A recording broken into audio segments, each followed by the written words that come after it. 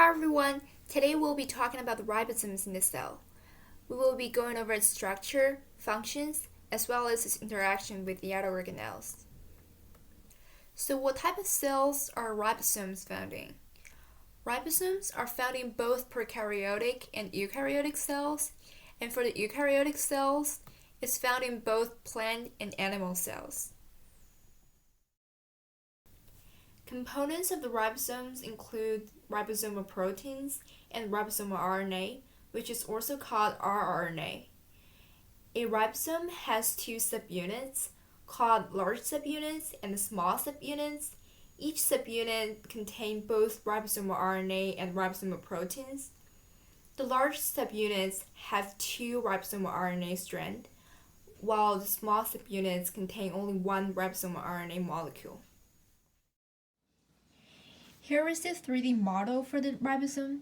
So as you can see, here's the large subunit, and here's the small subunit, and together they form the ribosome.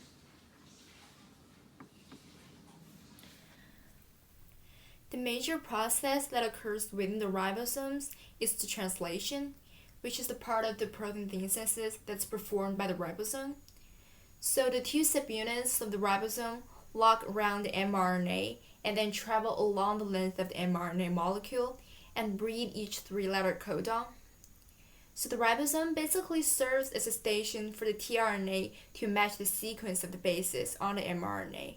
And this matching of RNA results in the addition of amino acids at the end of the growing protein chain, which finally forms protein.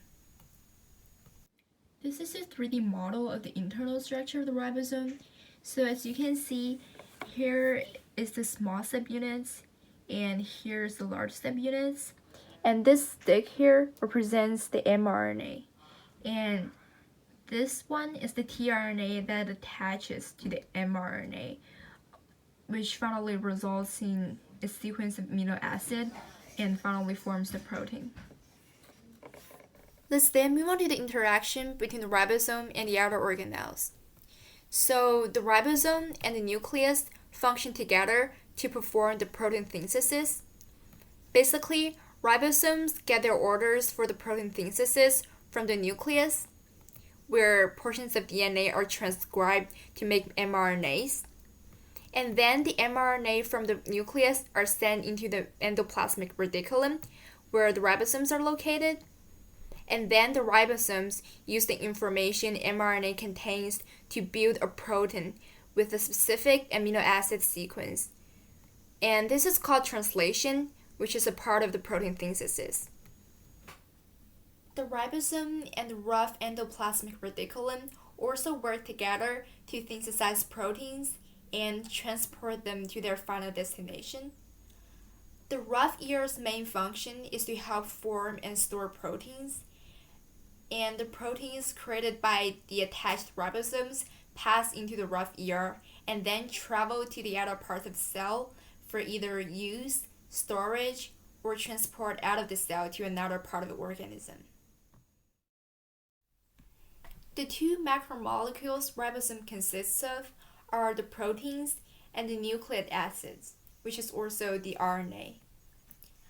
So the ribosome synthesizes protein through protein synthesis by building the amino acid sequence through pairing the tRNA with its attached mRNA. Then the protein was being transported to the rough ER, which helps it travel to the other parts of the cell. As for the nucleic acid, ribosomes translate information encoded in mRNA and help link together the specific amino acids to the mRNA to form polypeptides.